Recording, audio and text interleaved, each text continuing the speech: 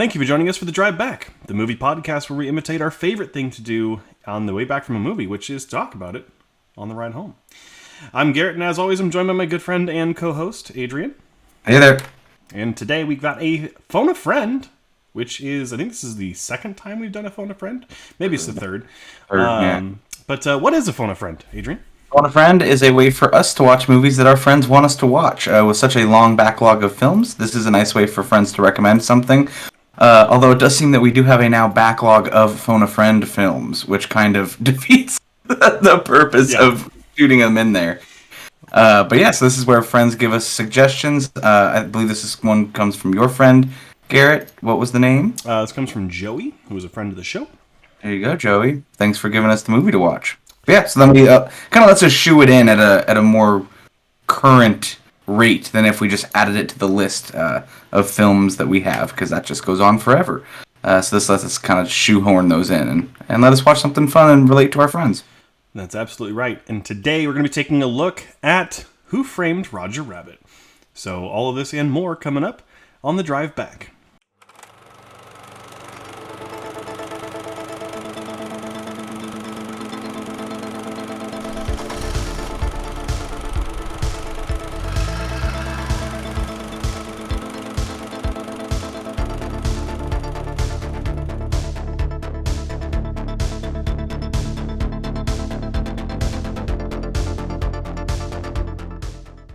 Alrighty, so we're back with Who Framed Roger Rabbit. This is, I would say a classic film, a very much beloved film, depending on who you talk to. Not a cult classic. It was definitely well regarded at its time, as far as I know. I had never seen it, but I definitely heard about it. I had no idea that it was half animated. You had never seen this before? No. Oh, this is exciting. I was under the impression you had seen it before, so I'm even more excited now to see what you have to say. Good. But before we jump into it, let's go ahead and talk about the film real quick. Quick little rundown. Released in 1988, Who Framed Roger Rabbit was directed by Richard Zemeckis. Excuse me. Is it Richard Zemeckis or Robert Zemeckis? I'm pretty sure it's Robert Zemeckis. I don't know why it's Richard. Robert Zemeckis. And stars Bob Hoskins, Christopher Lloyd, and Joanna Cassidy. A toon-hating detective is a cartoon rabbit's only hope to prove his innocence when he's accused of murder. It won 3 Oscars for Best Film Editing, Sound Editing, and Visual Effects, and it was nominated for 3 more for Best Cinematography, Best Sound, and Art Direction. So a lot of the technical categories. So I guess we'll start off with you, because this is your first time seeing the movie. What are your kind of general thoughts before a spoiler? I definitely think all those awards are deserved. Technically, for the time, this movie is pretty outstanding. The way that it integrates old school animation with actual physical pieces of the set is really, really creative, and you can tell a lot of the stuff was timed like a dance, like to an exact T, to make things make perfect sense on screen. So very, very, very, very well done in that department. The rest of it was okay. Interesting. Okay. I mean, from your tone of voice and the way you kind of started, I kind of felt like that's where it was going in terms of how you thought. I love this movie. And it's not from, like this, not necessarily just from like the story point of view or the character's point of view. It is from the technical point of view. Like, this is just a masterclass. And that is the most engaging part. Like, for me as a film lover watching it, and like literally every shot I was thinking about how the shot worked. Yeah. Like how this filing cabinet must have been on some kind of like kicking rig, and it had to be perfectly timed with all this. And the reason that I say that I have this kind of feeling about the movie is because I felt like I was so thinking about that the whole time that the story never really took me away. It was constantly trying to analyze the impressiveness of each shot, which is a catch-22, right? Obviously, you're doing something so well that it pulled me away from the other one, and I don't know which one's better or worse, so it's okay overall, but yeah, technically incredible. Gotcha. Well, before we go any further, we should drop a spoiler warning for Who Framed Roger Rabbit. If you'd like to watch it, it is available to stream on Disney Plus, so that is good. Pretty much everyone has Disney Plus, I would hope. Well, Cass was telling me that it may be edited from the original, so if you buy it, because Disney Plus can't show certain things, so it may be a cleaner version, potentially. I don't know. I didn't look it up or anything, but she was watching it with me, and she was just letting me know that some of the stuff feels like it was missing. I don't know what would have been cut out, because it's not, like, that bad of content. I mean, there's some language here and there. It's not, like, that bad language. Yeah, from what I felt like it felt like a whole movie, but that's just in case. So if I guess if you were to buy it, you might get a couple of additional dialogues or something like that. Oh, yeah. I have a sealed VHS of this movie, so I don't know. I'm not going to open it to check. You can't crack that open, yeah. Oh, no way. But spoilers, warnings, completely out of the way. Let's talk about the big thing first, the technicality of this movie. It is near perfect, like we've been saying. There is I think it's a Corridor Crew did a video explaining how they were able to do this. Interesting. I may have missed that one, but yeah, I could definitely see them doing it. There's a sequence in the nightclub where Eddie goes in and sees Jessica for the first time, and she serenades. She does in fact serenade, but all of the little penguins that are running around as waiters, I don't know if you noticed, but they're all holding real trays. Like actual physical trays. I did notice that. That's one of those things I was thinking like they were on wires, like moving around. It's a lot easier than that. Well, not really. So basically, the set was built on top of a working space underneath, where they would have the trays on sticks and would walk them around, and they just comped out the sticks. The one that really blew my mind in that same scene is where Jessica Rabbit is serenading that other gentleman. The Acme head? And takes his handkerchief and like rubs it on his head. Because, I mean, again, knowing what we know now, that's pretty easily done. If you wanted to comp someone out now, that would literally just be like outline them and remove them from the shot. Yeah. But back then, I mean, it's pretty crazy to see how that works. Because like if you take her out of the picture, your brain does this thing where it like, okay, she's a character, she's in the movie. But if you can take her out, some of the scenes make no sense in how they practically did it, but they did. And it's incredible. It's the same director as Forrest Gump, and there's a lot of the visual effects trickery. That's actually the same director as Back to the Future as well. There's a lot of the same visual effects trickery that happened in Forrest Gump, and I think a lot of the things that they learned on this movie transitioned into that one. Particularly, they're adding in animated characters with this movie, but in Forrest Gump, they were putting him into historical footage. So I feel like there's a little bit of a parallel, and maybe things that they learned from this movie. For sure, yeah. Let's talk animation. I mean, the animation is, it's fantastic in this movie. It's echoing the era. It is definitely reminiscent of the Toons of the time. And let's also just point out the fact that Bugs Bunny and Mickey Mouse are on screen together talking to each other. Yeah. Licensing nightmare, I imagine. Oh my gosh, yeah. But apparently, because there's a stipulation, because this was made by Buena Vista, I believe, who was Disney's studio, and the contract said that Mickey Mouse had to have as much time on screen as Bugs Bunny.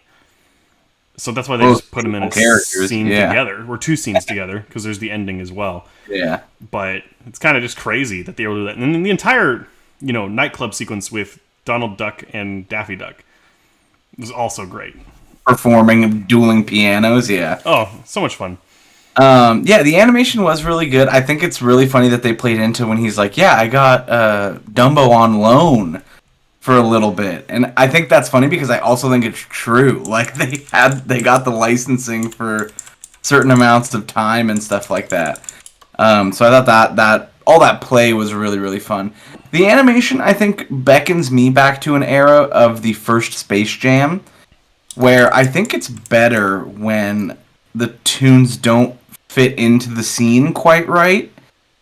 I think when you get to the CGI where you're trying to make that image work, but you're doing it like Space Jam New Legacy, where it's too good, I think it really just feels like a generic animated film all of a sudden that anybody could make. Whereas when you have that distinct art style from back in the day, I think that's what really makes the movie a movie. And I really appreciated that. Like sometimes the cartoon characters didn't quite fit into the lighting quite right because it's just hard to match real world global lighting. And then vice versa when he's in Toon Town and like they try to do the shadows a little bit when he's like entering the hallway and stuff.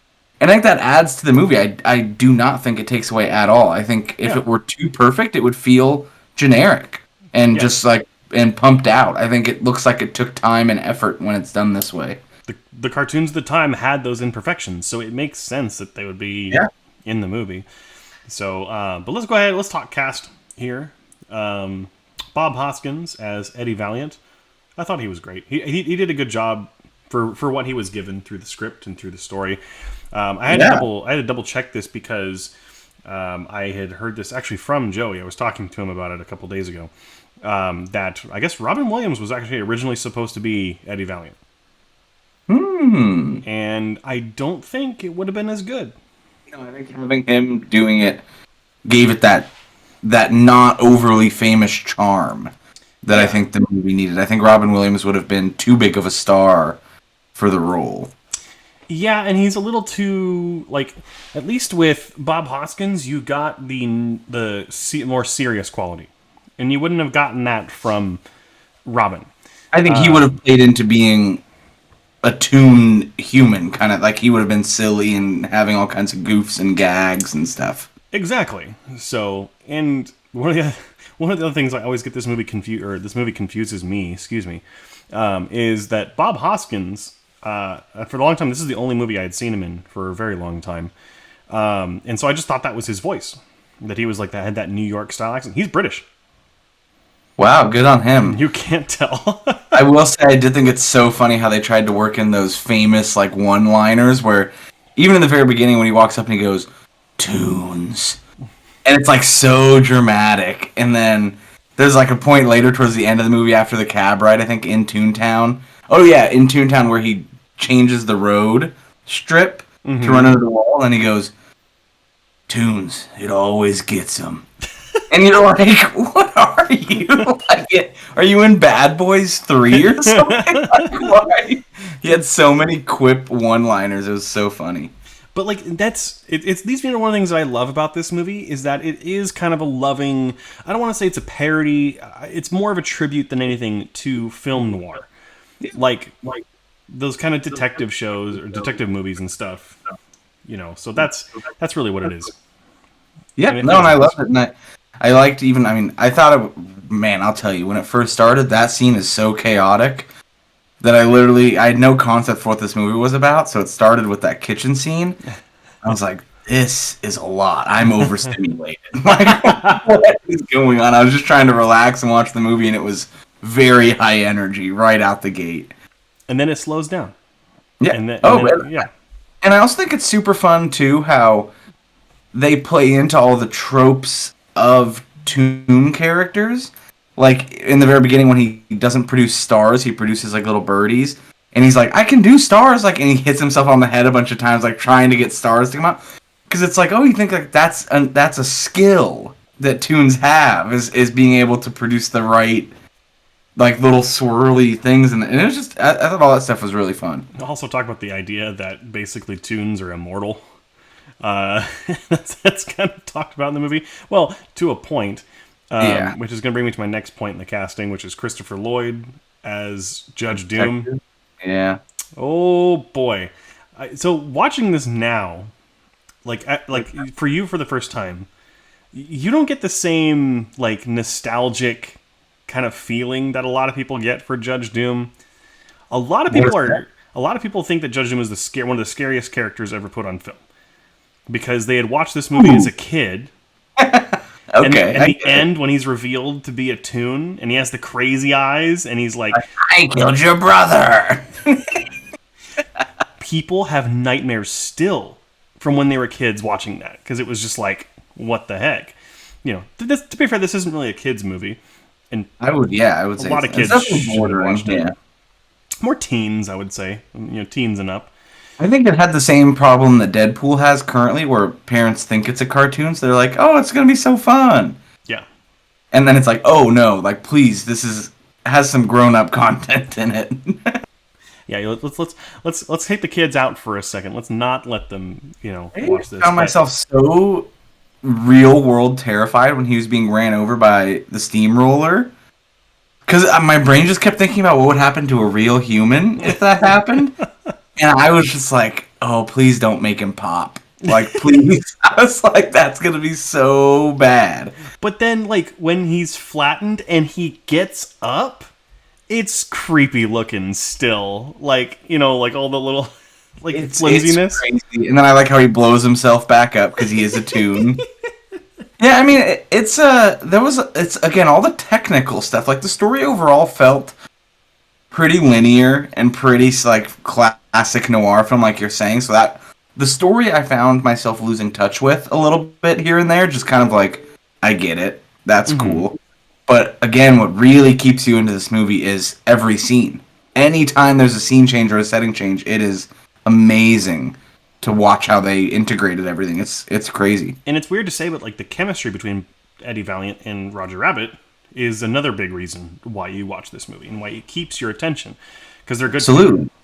Yeah, Driving Miss Daisy walked so that this movie could run.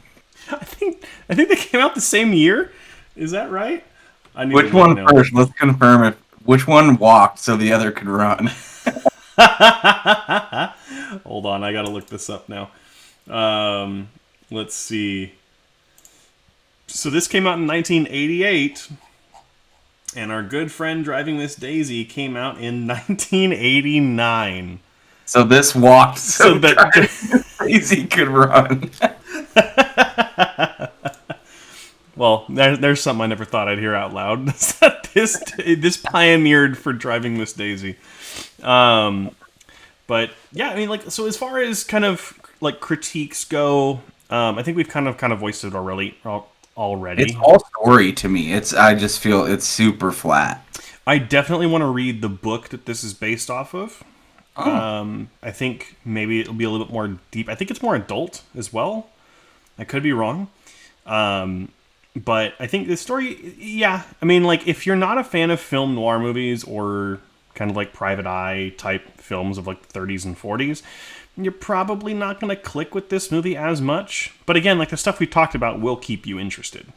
Like, yeah, it's still fun. Yeah, and that's the whole point of this movie. It's to be fun. Like, the entire end sequence, when Eddie just starts singing the song and, injuring himself, like, yeah, I could talk all day about how much I just nostalgically enjoyed this movie. But yeah, so is there anything else you want to kind of bring up? Anything that's kind of eating at your head? No, nothing. I mean, that's pretty much it. The story's super flat, but I didn't take off too many points because even in today's world with the incredible CGI we have and all that, you could still tell the art that went into this movie, and it's still captivating. It's such a unique style that we've kind of done away with, unfortunately, that's really refreshing to see on screen. It was nice. It was really fun. Yeah, absolutely. But, because I don't really have anything else to say about this movie either, so let's just go ahead and transition right into some final thoughts, maybe a score. I don't know. What you got? Sure. Me first. It is your first time. Oh, okay. Yeah, I think I said it already. The story's flat. Technicalities are great. So I gave this movie an 83. Alrighty. I said that with its groundbreaking visual effects and loving tribute to film noir, Who Framed Roger Rabbit still holds up to this day and is a lot of fun. It's very nostalgic for people who watched it when they were a lot younger. So that being said, I gave the film an 88. So nice. I kind of have to mix my own critical sense with my with how I actually feel about the movie. But awesome. So that's going to bring us to an end for Who Framed Roger Rabbit. Thank you for the submission, Joey. Joey, when I was talking to Joey, he said that he would, if we put any kind of opinion that was kind of like controversial, that he's like, I will come on and defend it. Oh, that'd be fun. We should have. That reminds me, we should have your dad on to defend Blazing Saddles. Like, which is like, it's turned into a joke at my parents' house. Like, everyone knows you liked the movie. But the fact that you gave it less than, like, let's say 95 irks my dad to no end. I didn't give it 100. I think I gave it like 97. Like, I can tell you right now. yeah, I don't know what I gave it, but I feel like it wasn't that crazy. You gave Blazing Saddles an 89. That crazy. There you go. So, like, it's, again, really good score, all things considered. But it's just really funny because we share an HBO Max. Or I have HBO Max and you're sharing it with me. And my dad actually changed your name to, I think, was like just Hates Blazing Saddles or something like that at one point. I think he changed it, and then I changed his name or something. Like, we went back and forth changing names. But yeah.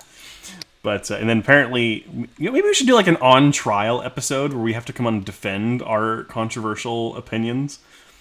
That'd be fun. Yeah, that would be. Call me to the stand to defend my was it Good Will Hunting kind of review. But anyhow, that's gonna bring us to an end for this episode. Adrian, if anyone doesn't know where to follow us online by now, where can they do so? You can find us anywhere that you would find your pretty little heart desiring to at the Drive Back Podcast. That's on Apple Podcasts, where if you give us a 5-star review, that super, super helps and you get a shout out. We like to check those and make sure that you get recognized for your great contribution to the podcast. Spotify, the Drive Back Podcast, we're there. Go ahead and follow us. And then here on YouTube as well. If you're watching us, go ahead and subscribe and follow. We post every Monday on all platforms. So no matter where you are, listening, watching, Braille, we'll be there. That's absolutely right. I didn't know we had Braille coverage just yet. I'm working on it. Apparently, if we can get the bumps to rise out of the phone screen, that'll be key. Next week, we're going to have a awesome show and tell. We've both got movies that we're recommending for each other, as usual. After that, we'll have a first-timers mixed with a phone a friend, because the phone a friends are starting to back up, so we're going to combine them into other episodes. And then after that is the 100th episode spectacular.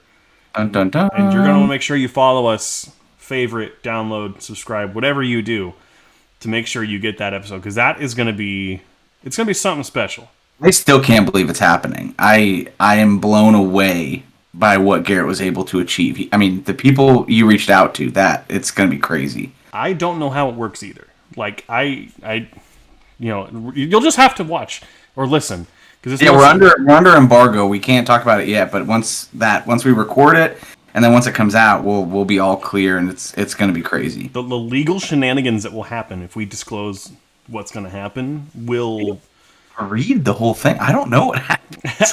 I don't know. I fear for my life at this They just point. signed it. I don't know, but yeah. So once it's out, it's definitely going to be. We're super excited about it. It's going to be pretty cool, and it really ties into a lot of our themes and everything that we go for here, so it's going to be fun. Absolutely. So, with that, thank you so much for watching. Thank you so much for listening. We'll see you guys next week here on The Drive Back. Thank you for listening to this episode of The Drive Back. Make sure to be on the lookout for new episodes every Monday, and make sure to follow us on social media.